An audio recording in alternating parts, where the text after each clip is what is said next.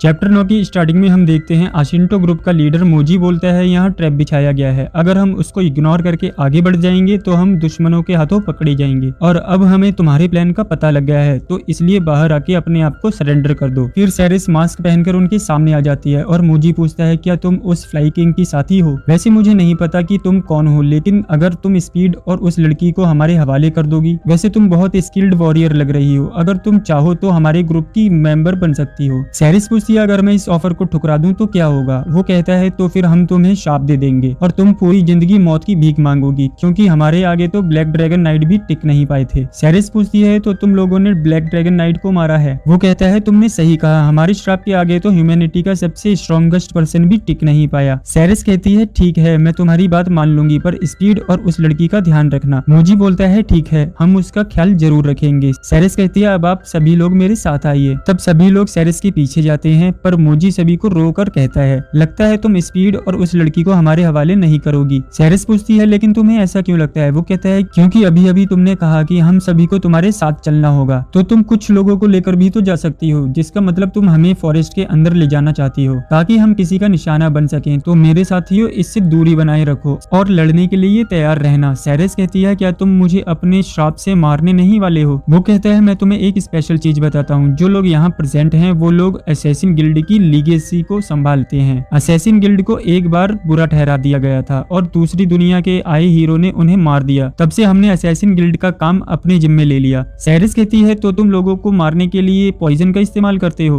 वो कहता है तुमने सही कहा, हमारे पास ज्यादा एडवांस पॉइजन है जो उस स्पेशल फॉर्मूला से बना है जो हमारे पूर्वजों ने छोड़ा है। सेरिस कहती है तो तुम्हारा श्राप तो वो पॉइजन है जिसका कोई सबूत भी नहीं रहता है। वो कहता है तुमने सही कहा, पर लोगों को हमारे श्राप पर विश्वास करने के लिए एक कहानी चाहिए थी और तभी हमें ड्रैगन नाइट मरे हुए मिले जिनके पीछे का कारण कोई नहीं जानता, और इसी वजह से हमने क्लेम किया हमने ही उन्हें मारा है, जिससे लोगों को हमारे श्राप पर भरोसा हो गया। तो अब जब इतना सब हो गया है तो हम लोग हमारे श्राप को इग्नोर नहीं कर सकते, और इस दुनिया में सबसे ज्यादा वो लोग जीते हैं जिनकी लड़ाई का कोई एविडेंस नहीं होता। सेरिस पूछती है लेकिन तुम यहाँ करना क्या चाहते हो? हम लोग जुआन फैमिली को यूज करके इस कंट्री के सेंटर पर हमला करना चाहते हैं ताकि हम लोग इस कंट्री पर कब्जा कर सकें। वैसे तुम लोग ये तो बताओ कि तुम्हारे दोस्त कहाँ गए? सेरिस कहती है स्पीड और उस लड़की के अलावा मैं ही यहाँ पर हूँ। वो कहता है इस बात पर विश्वास करना थोड़ा मुश्किल है, क्योंकि तुम्हें कैसे लगता है कि तुम अकेले ही हमारा सामना कर सकती हो? उसका प्रूफ मैं अभी दे देती हूँ। तभी सेरिस अपने मास्क को उतार देती है और कहती है मैं तुम्हारा सामना इसलिए कर सकती हूँ क्योंकि मैंने ब्लैक ड्रैगन नाइट का सामना किया है और मैं वहाँ से जिंदा भी बची हूँ। तभी वो कहता है तो तुम फ्लाइंग किंग की साथ ही सेरिस आश्रिन हो, तो क्या तुमने उन ब्लैक ड्रैगन नाइट को मारा है? सेरिस कहती है तुमने बिल्कुल सही कहा। वो कहता है पर मुझे इस बात पर भरोसा नहीं है, मैं तो ये भी इमेजिन नहीं कर सकता कि तुम ह्यूमैनिटी के सबसे ज्यादा ताकतवर इंसान से ज्यादा ताकतवर कैसे हो सकती हो। चलो मैं तुम्हें कुछ लोगों से मिलाता हूँ। पहला है बर्क, जो कि आखिरी फाइट में स्पीड के साथ लड़ने वाला था, और दूसरा है इसका भाई वर्गन। ये दोनों ही आशिंटो ग्रुप के ताकतवर लोग हैं, इसे तुम तकदीर मानो या फिर कुछ और, पर इनके छोटे भाई का नाम जेरिस था जो कि उस व्हाइट वॉकर टीम का मेंबर था जो कि तुम्हारा पीछा कर रहे थे। तो अब तुम क्या करने वाली हो सेरिस आश्रिन, क्योंकि मेरे साथियों ने तुम्हें पीछे से भी घेर लिया है। हम लोग असैसिन हैं तो हम अपनी प्रेजेंस को छुपाकर पीछे से भी घेर सकते हैं, और ये तो मानना पड़ेगा कि तुम बहुत ज्यादा खूबसूरत हो। मैं तुम्हें पर्सनली ट्रांसफॉर्म करके कर्स कोट की दासी बनाऊंगा, क्योंकि कोई कितना भी ताकतवर हो लेकिन वो कर्स के आगे नहीं टिक सकता। अब तुम हार चुकी हो तो तुम हमारे आगे झुक जाओ। और सेरिस नीचे झुक जाती है और तोका को याद करने लगती है। तब तोका पिगीमारू के साथ मिलकर अपनी पावर को एक्टिवेट कर देता है और बताता है अब मैं तुम्हें ऐसा कर्स दिखाऊंगा जिसके बारे में तुम कुछ नहीं जानते हो। फिर वो सबको पैरालाइज करके बोलता है लगता है तुमने एक्सपेक्ट नहीं किया था कि मैं तुम पर इतनी दूर से भी हमला कर सकता हूँ। वो कहता है अचानक मेरे बाकी साथी कहाँ गए? तोका बताता है मैंने पहले ही उनको ठिकाने लगा दिया है। फिर तोका सबको पॉइजन कर देता है। फिर तोका कहता है जब स्पीड वहाँ से भागने लगी थी तभी तुम्हें इस बात का एहसास हो गया था, जिस वजह से मैं तुम्हें हल्के में नहीं ले सकता था, और जब तुम यहाँ पहुँचे तो तुम्हें लगा कि फॉरेस्ट में इस तरह अंदर नहीं जाना चाहिए, जिस वजह से मैंने ये चाल चली ताकि तुम्हें लगे कि हम लोग तुम्हें फॉरेस्ट के अंदर लेकर जाना चाहते हैं। लेकिन देखो तुम हमारे जाल में फंस गए और अब तुम मरने वाले हो, और सभी लोग मर जाते हैं। फिर सेरिस बोलती है सब कुछ वैसे ही हुआ जैसा कि मास्टर ने सोचा था। तब तोका बोलता है हम तो बस इसके अकॉर्डिंग काम कर रहे थे, लास्ट में हमारा फायदा हुआ, लेकिन ये इनकी गलती थी क्योंकि इन्होंने और ज्यादा पॉसिबिलिटीज के बारे में नहीं सोचा, और मुझे मानना पड़ेगा सेरिस तुम पर इस प्लान की जिम्मेदारी देकर मैंने बिल्कुल सही किया। तो सेरिस क्या तुम अब स्पीड और लिज को इस बारे में बता दोगी? तभी तोका देखता है कि जिस ग्रुप को तोका ने पहले भगाया था वो अब वापस आ रहे हैं। तब तोका पिगीमारू पिगीमारू को फिर से उसके साथ कनेक्ट करने के लिए कहता है, लेकिन पिगीमारू तैयार नहीं होता। फिर स्पीड कहती है कुछ चीजें ऐसी भी होती हैं जिनको तुम देख नहीं सकते, तो चलो मैं तुम्हारा साथ देती हूँ। तोका कहता है ठीक है स्पीड, और सेरिस तुम जाकर लिज का ध्यान रखो। तभी सेरिस और लिज वहाँ से चले जाते हैं। तब तोका कहता है क्या तुम ये पता कर सकती हो कि वो कितने लोग हैं? स्पीड कहती है मुझे इसका आइडिया है, और उससे लड़ने चली जाती है। तब हम देखते हैं उस ग्रुप में ड्यूक के सोल्जर्स हैं और वो स्पीड को देखकर उस पर हमला कर देते हैं। फिर तोका उन सबको पैरालाइज करके पॉइजन कर देता है। तभी वहाँ ड्यूक और उसका साथी वहाँ आ जाते हैं। तभी ड्यूक बताता है अब तुम यहाँ से नहीं भाग सकते। फिर ड्यूक का साथी कहता है तुमसे दोबारा मिलकर अच्छा लगा स्पीड। ड्यूक तुम्हारे कटे हुए सिर को सबको दिखाना चाहता है और उस लड़की को तुम्हारी ही चमड़ी से बने हुए कपड़े में देखना चाहता है। इस तरह तुम उस लड़की के साथ भी रह पाओगी। ड्यूक कहता है जब मैं इस लड़की को बेचूंगा तब मैं इस चीज का कंफर्म करूंगा कि वो तुम्हारी ही चमड़ी से बने कपड़ों में बेची जाए। तब तोका उन्हें भी पैरालाइज करने की कोशिश करने लगता है, पर हमें पता चलता है कि वो 80 से ज्यादा लोगों को टारगेट नहीं कर सकता, जिस वजह से ड्यूक के साथियों को अंधा कर देता है और स्पीड एक एक करके उन सभी पर हमला कर देती है। तभी कुछ लोग वहाँ से भागने की कोशिश करते हैं। तब तोका कहता है स्पीड अगर तुम्हें कोई भी भागता हुआ दिखे तो उसे वहीं मार देना। फिर स्पीड एक एक करके उन सभी को मारना शुरू कर देती है। फिर तोका भी सभी को मारना शुरू कर देता है ताकि वो फिर से पैरालाइज की लिमिट को रिफ्रेश ना कर सके। तभी एक सोल्जर उस पर पीछे से हमला कर देता है, पर सेरिस उसे मार देती है। तब हम देखते हैं ड्यूक एक सोल्जर को मार देता है जो कि डर की वजह से भाग रहा था। बाकी सभी को तोका को मारने के लिए कहता है। फिर तोका बताता है मेरी स्किल को यूज किए बिना ही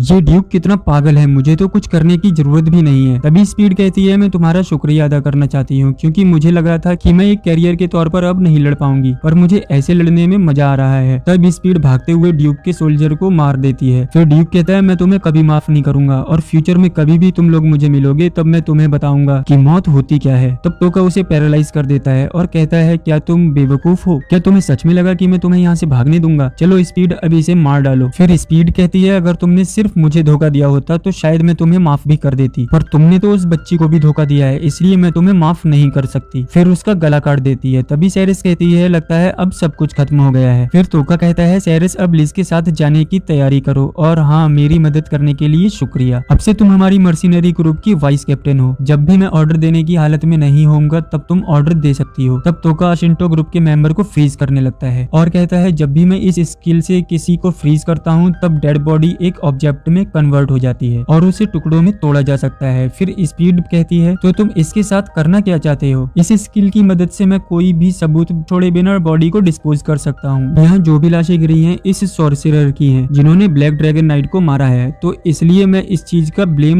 इन्हीं पर डालना चाहता हूँ ताकि हमारे बारे में किसी को कुछ पता न चल पाए। दूसरी तरफ ऊजा किंगडम का किंग आशिंटो ग्रुप के गायब हो जाने की वजह से बहुत ज्यादा हैरान हो जाता है। फिर एक पर्सन बताता है कि सिर्फ ड्यूक और उसके प्राइवेट सोल्जर की लाशें मिली हैं। तभी ऊजा किंगडम का किंग बताता है मैं तो उन्हें कठपुतली की तरह इस्तेमाल करना चाहता था लेकिन लगता है अब ऐसा नहीं हो सकता। इस समय सबसे बड़ी प्रॉब्लम तो ये है कि मैं गॉडेस वीसीएस को इसके बारे में क्या बताऊंगा। तब वो कहता है जाओ जल्दी से आशिंटो ग्रुप को ढूंढो। दूसरी तरफ लिज पुराने रेस्टोरेंट के ओनर को याद करके परेशान होती है। तभी सेरिस लिज से उन बातों को भूलने के लिए कहती है और उन्हीं लोगों पर भरोसा करने को कहती है जिन लोगों पर उसको विश्वास है। तब सेरिस की बातों पर भरोसा करने के लिए तैयार हो जाती है और सेरिस को अपनी बड़ी बहन कहती है। तब स्पीड और वो सो जाते हैं। फिर सेरिस कहती है मैं आसपास नजर रख रही हूँ, अगर आप चाहें तो मेरी गोद में सर रखकर सो सकते हैं। तभी तोका कहता है थक तो तुम भी काफी गई हो, तो क्या तुम मेरी गोद में सर रखकर सोना नहीं चाहती? तब सेरिस तोका की गोद में सर रखकर सो जाती है जिसे देख तोका शॉक हो जाता है। फिर सेरिस पूछती है क्या आप मजाक कर रहे थे? तोका कहता है हाँ मैं तो मजाक ही कर रहा था। सेरिस कहती है मुझे माफ कर देना। तोका कहता है कोई बात नहीं, ऐसी चीजें होती रहती हैं। तोका कहता है वैसे मैं भी तुम्हारे कानों को छूना चाहता हूँ। वो कहती है मुझे इसमें कोई परेशानी नहीं है, आप इन्हें छू सकते हैं। तब तोका सेरिस के कानों को छूने लगता है जिससे सेरिस को गुदगुदी होती है और थोड़ी देर बाद वो कहती है क्या आपको लिज और स्पीड के साथ कोई स्पेशल अटैचमेंट है? तोका कहता है तुम्हें ऐसा क्यों लगता है? वो कहती है क्योंकि आप उनके साथ बहुत प्यार से पेश आते हैं जैसे कि आप मेरे साथ पेश आते हैं। क्या इन्हें भी देखकर आपको अपनी आंटी की याद आती है? तोका बताता है स्पीड मुझे मेरे अंकल की याद दिलाती है क्योंकि मेरे अंकल भी स्पीड की तरह अच्छे थे। लिज में मुझे मैं दिखाई देता हूँ। लिज और मैं बिल्कुल एक जैसे एनवायरमेंट में पले बड़े हैं, हम दोनों में बस एक ही अंतर है, अब मैं हर चीज को मार सकता हूँ जो भी मुझे डराने की कोशिश करता है और मैं यहाँ बस अपना बदला लेने आया हूँ, तो इसलिए तुम जब मर्जी हो मेरी इस बदले की जर्नी को छोड़कर जा सकती हो, ये बदला सिर्फ मेरा है। तब सेरिस कहती है मुझे भी एलियन की गॉडेस कुछ खास पसंद नहीं है इसलिए मैं आपको छोड़कर नहीं जाऊंगी और वैसे भी मुझे वाइस कैप्टन का एक इम्पोर्टेंट रोल मिला है। तोका कहता है फिर ठीक है, अगर तुम मेरे साथ चलना चाहती हो तो मुझे इससे कोई प्रॉब्लम नहीं है और इस चीज के लिए मैं तुम्हारी कोई भी विश पूरी करूंगा। तो अगर तुम्हें कुछ भी मांगना है तो तुम बेझिझक मांग सकती हो, पर ध्यान रखना मैं जो कर सकता हूँ मैं तुम्हें सिर्फ वही दे सकता हूँ। फिर तोका सेरेस को सोने के लिए कहता है और उस पर स्लीप स्किल का इस्तेमाल करके उसे सुला देता है। तभी हम दूसरी तरफ देखते हैं जहाँ अयाका और नयांतन आपस में ट्रेनिंग कर रहे हैं। फिर नयांतन बताती है कि तुम्हारे अंदर बहुत ज्यादा पोटेंशियल है और समय के साथ साथ तुम मुझे स्किल में पीछे छोड़ दोगी, पर अपने प्रॉमिस के बारे में याद रखना। इस ट्रेनिंग के बारे में किसी को भी पता नहीं चलना चाहिए क्योंकि गॉडेस कभी भी इस चीज की परमिशन नहीं देगी और मुझे यकीन है कि तुम बहुत ज्यादा ताकतवर बनोगी। फिर अयाका पूछती है मुझे ये तो बताइए कि आप मुझे ट्रेनिंग देने के लिए मान कैसे गई। तब नयांतन बताती है तुम्हारे अंदर कुछ ऐसा है जो मुझे मेरी बहन की याद दिलाती है। इस दुनिया में या तो आप किसी को खा सकते हो या फिर आपको कोई खा लेगा, और अगर तुम वीकनेस दिखाओगी तो तुम शिकार बहुत जल्दी बनोगी। दूसरी तरफ तोका ने लिज को नए कपड़े दिए हैं जिसमें लिज बहुत ज्यादा खुश होती है और तोका को इसके लिए थैंक यू कहती है। फिर सेरेस तोका से अपने ग्रुप का नाम रखने के लिए कहती है और उसे Lord of the flying brigade का नाम सजेस्ट करती है क्योंकि ये वही नाम है जो पुरानी फ्लाई किंग की आर्मी का नाम था और सभी को ये नाम बहुत अच्छा लगता है। हम देखते हैं वो लोग डीमन जोन के पास पहुंच जाते हैं। फिर तोका पूछता है ये कैसा अजीब पेड़ है। तब इस पेड़ बताती है ये करप्टेड ट्री है, कहा जाता है किसी टाइम ये पेड़ बहुत ज्यादा माना जाता था। तो चलो अब मेरे राइट हैंड में मैजिक भरो। ये एक मैप है जिसे सिर्फ ट्राइबल के चीफ या फिर उनके बच्चों को दिया जाता है। इसमें जो ग्रीन डॉट है वो हमारी पोजीशन है और रेड डॉट फॉरबिडन विच की। तो अब हम इसी की मदद से फॉरबिडन विच के पास पहुंचेंगे। रात को तोका सोचता है मैं चाहे जो मर्जी कर लूं, पर मैं अपने गुस्से को उस गॉडेस के खिलाफ शांत नहीं कर पा रहा। मुझे लगा था कि समय के साथ सब कुछ ठीक हो जाएगा, पर यहाँ कुछ नहीं बदला है। मैं उस गॉडेस वीसियस को नर्क में पहुंचा कर रहूंगा। गोल्डन डीमन जोन सबसे ज्यादा खतरनाक जगह है जिसका मतलब मुझे बहुत सारे एक्सपीरियंस मिलेंगे। मैं अभी तक एस क्लास और ए क्लास के हीरोज तक नहीं पहुंच पाया हूँ, पर मैं बहुत जल्द उन तक पहुंच जाऊंगा जिसके लिए मैं लेवल अप करूंगा। मैं डीमन जोन के सारे क्रिएचर्स को मारकर उनसे एक्सपीरियंस गेन करूंगा ताकि मैं सबका सामना कर सकूं। दूसरी तरफ गॉडेस कहती है आप सभी के लेवल सच में बहुत अच्छे से बड़े हैं जिससे मैं बहुत ज्यादा खुश हूँ, पर मैं आपको बता दूं कि अगर आपके लेवल बड़े हैं तो इसका मतलब ये नहीं है कि आपकी सिर्फ बेसिक एबिलिटी ही इंप्रूव हुई है। तो तुम लोगों को अभी भी कॉम्बैट टेक्निक सीखने की जरूरत है, और अगर मैं दूसरे शब्दों में कहूँ तो तुम्हारे पास कोई स्किल नहीं है। तो इसलिए तुम लोगों को ट्रेन करने के लिए मैंने कुछ अलग लोगों को बुलाया है और इस समय ग्रेट डीमन एम्पायर की जगह हमें बहुत सारी मूवमेंट देखने को मिली है। तो इसका मतलब यही है कि बहुत जल्द लड़ाई शुरू होने वाली है और हमें बहुत सारी आर्मी का सामना करना पड़ सकता है। इस लड़ाई में तुम सबको पार्ट लेना बहुत जरूरी है जिसके लिए तुम्हें कड़ी मेहनत से ट्रेनिंग करनी होगी। फिर थोड़ी देर बाद गॉडेस कहती है हीरोज को प्रैक्टिकल कॉम्बैट स्किल जरूरी है और अगर उन्हें आगे कंटिन्यू करना है तो उन्हें लेवल अप भी करना होगा। तो इसलिए मैं सोच रही हूँ हमें गोल्डन डीमन जोन जाना चाहिए और ये एपिसोड यहीं एंड होता है।